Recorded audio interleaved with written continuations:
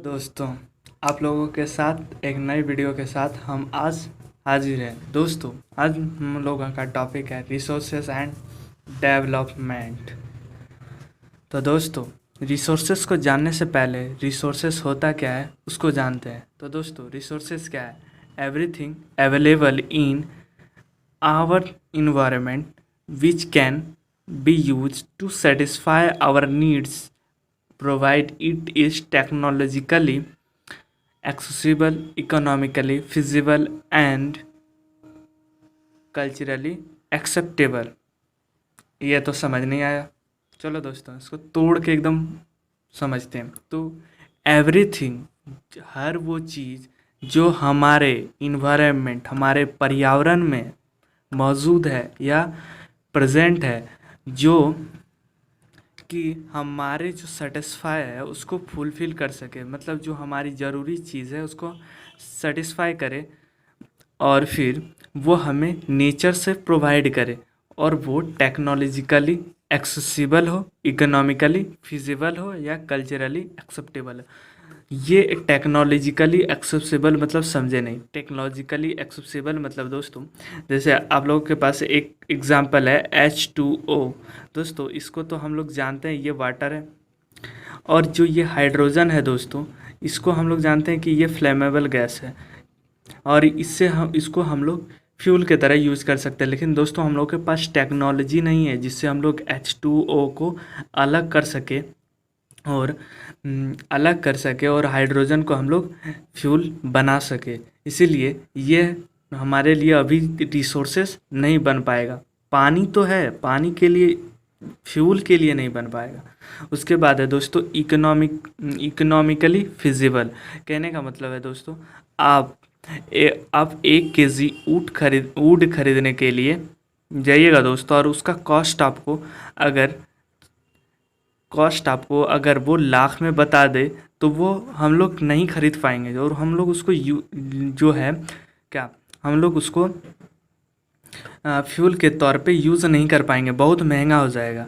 और culturally acceptable होना चाहिए, मतलब जिस कल्चर में आप रहते हैं या जिस कल्चर में हम रहते हैं वहाँ पे एक्सेप्टेबल होना चाहिए।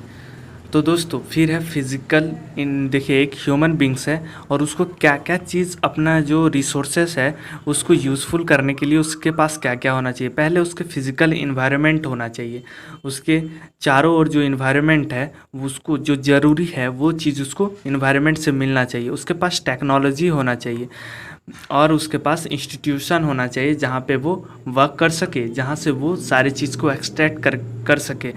समझे दोस्तों? अब अगला टॉपिक है रिसोर्स। दोस्तों, रिसोर्सेस को अब बांटा गया है, तो किस में बांटा गया? नेचुरल में बांटा गया, और दूसरा ह्यूमन में बांटा गया। उसके बाद है दोस्तों, नेचुरल को देखिए 2 भाग में बांट दिया गया, रिन्यूएबल और नॉन रिन्यूएबल। तो रिन्यूएबल को 2 भाग में बांट दिया गया फिर से, कंटिन्यूअस और बायोलॉजिकल। रिन्यूएबल मतलब वो चीज़ जो रिन्यू हो सके, फिर से बन सके। नॉन रिन्यूएबल मतलब वो चीज़ जो फिर से नहीं बन सके। तो दोस्तों, सबसे पहले हम लोग रिन्यूएबल का बात करते हैं। दोस्तों, इसका एक डिटेल वीडियो आगे आएगा दोस्तों। उससे पहले हम लोग इसको शॉर्ट में समझने का कोशिश करते हैं, इसका क्लासिफिकेशन। तो क्लासिफिकेशन इस प्रकार है कि रिन्यूएबल को कंटिन्यूअस और फ्लो में बांट दिया गया है, और रिन्यूएबल को एक और बायोलॉजिकल। अब कंटिन्यूअस और फ्लो कहने का मतलब है दोस्तों, देखिए, आप एयर जो है वो आपको कंटिन्यूअस मिलता रहेगा, जिससे हम लोग O2 ऑक्सीजन मिलता है दोस्तों। उसके बाद है बायोलॉजिकल। बायोलॉजिकल में 2 भाग है, जिसको हम लोग नेचुरल और वाइल्ड लाइफ कहते हैं दोस्तों। एक वनस्पति हो गया, और दूसरा वाइल्ड लाइफ, जो कि हमारे पर्यावरण में ये मौजूद है। उसके बाद है दोस्तों नॉन रिन्यूएबल। रिन्यूएबल को 2 भागों में बांटा गया, एक रिसाइक्लेबल एंड नॉन रिसाइक्लेबल। देखिए दोस्तों, रिसाइक्लेबल एक मेटल है। अगर दोस्तों आज आपके पास गोल्ड है, और वो गोल्ड किसी कारणवश ख़राब हो जाता है तो दोस्तों आप उसको गोल्ड स्मिथ के पास जाके फिर से न्यू करा सकते हैं। और नॉन रिन्यूएबल हो गया वो सारे फ्यूल, जैसे फ्यूल हो गया दोस्तों किरोसिन जो होता है, उसको आप एक बार यूज़ कर लीजिएगा तो वो पूरी तरह से ख़त्म हो जाएगा, जिससे आप दूसरे बार यूज़ नहीं कर पाइएगा। उसके बाद है ह्यूमन देखिए दोस्तों, structures and institution and quality and quantity, जो रिसोर्सेस है दोस्तों वो तो ह्यूमन ही बनाता है। अब ये जो है ये कैसा ढांचा तैयार करे और कैसा इंस्टीट्यूशन, मतलब जहाँ पे ऐसा ढांचा तैयार किसी इंस्टीट्यूशन में ही करेगा। और दूसरा है क्वालिटी एंड क्वांटिटी, किस मात्रा में उसको रखना चाहिए और कैसा क्वालिटी देना चाहिए ताकि वो हमारे डिमांड जो है उसको फुलफ़िल कर सके। उसके बाद है दोस्तों एक पॉइंट है जो कि बहुत इंपॉर्टेंट है, ये सारे टॉपिक में हमको इस लाइन बहुत अच्छा लगा और ये बहुत इंपॉर्टेंट भी है। देखिए दोस्तों, human beings interact with natures through technologically and create institutions to accelerate their economic development. कहने का मतलब है दोस्तों, ह्यूमन बींग्स जो है वो नेचर से इंटरेक्ट होता है, वो नेचर में जाता है और उसको वो ढूंढता है कि मेरे फुलफिलमेंट के लिए क्या चीज़ है, और उसको वो ले लेता है और उससे वो इंस्टीट्यूशन में जाके अपने टेक्नोलॉजी से एक नया प्रोडक्ट तैयार करता है और उसको बेचता है।